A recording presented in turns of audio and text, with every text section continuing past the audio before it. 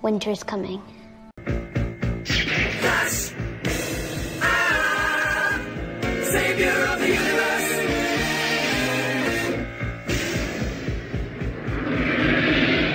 Yes!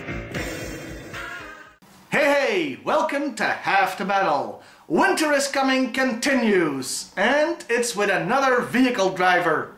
This time, it's Cold Front. This figure was released in 1990 with all original body parts, and at first glance, he looks pretty okay. But I think I must be going crazy because the same image keeps flashing through my head. Yeah, the Spock helmet. I can't unsee it. And yeah, that is a thing that apparently existed. Hey, it was the 70s, what do you expect? And now I can't get the bloody thing out of my head. Any serious discussion of Cold Front goes right out the window here. But we gotta try anyway, right? Nope, we're on a team here. Space. Yeah, he looks less like an Arctic trooper and more like a spaceman from a bad sci-fi movie. I mean, putting aside the helmet, difficult though that is, there's also the thigh-high boots. It makes him look like he should be taking orders from Ming the Merciless. Okay, let's forget about the sci-fi stuff. Is there anything else to say? Well, he's got a molded-on gun holster right in the middle of his chest. Not the most practical of locations, and for the second week in a row, we've got a guy who keeps the barrel of a gun pointed straight at his crotch. I swear I didn't plan this, but the unofficial theme this month seems to be people who don't mind accidentally shooting their own junk.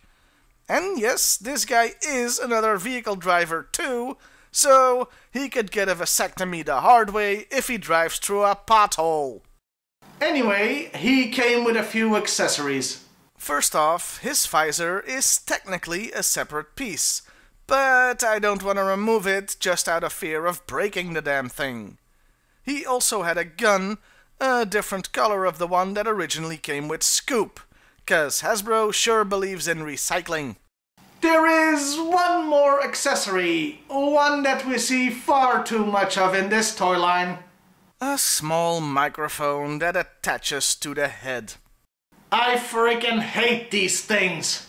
From lift ticket to bulletproof, these things suck for collectors since they are so easy to lose. The most frustrating of these is probably Hardtop, a figure you could only get if you bought the Defiant Shuttle Complex. Yeah, good luck finding that microphone on the secondary market. Cold Front is peanuts compared to that. Moving on, Cold Front was a vehicle driver. He came with the Avalanche, a very futuristic-looking snow tank thing. Sadly, I can't say too much about it since, well, I don't own one. It really doesn't seem that much like a snow vehicle, other than that it's white. Since I can't take any pictures of the vehicle myself, have Cold Front write Avalanche instead. It's practically the same thing. Yeah, they reused the name from the Battle Force 2000 guy.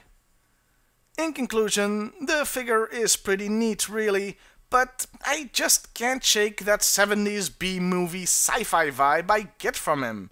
He looks like he should be fighting purple Amazon women from Venus or something. And that was the only toy of Cold Front ever released. So with that, let's talk about the character. First off, I couldn't find him in the comic, so nothing to say there.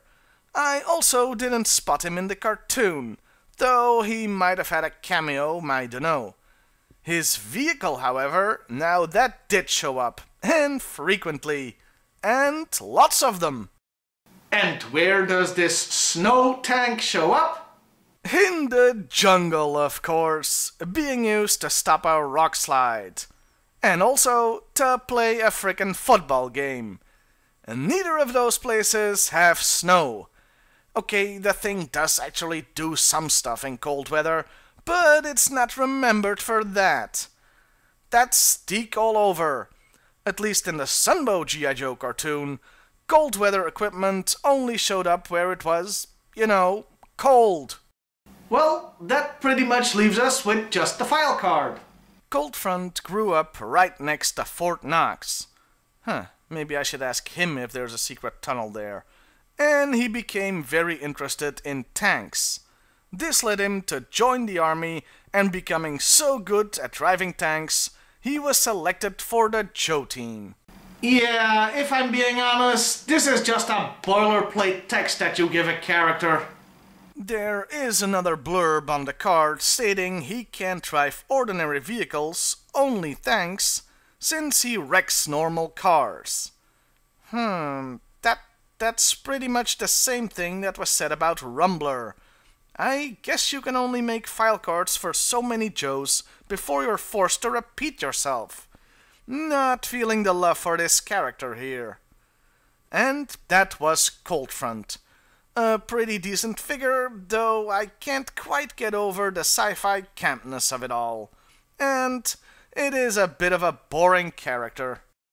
I'll see you next time, when hopefully I won't have to talk about a character's groin in peril anymore.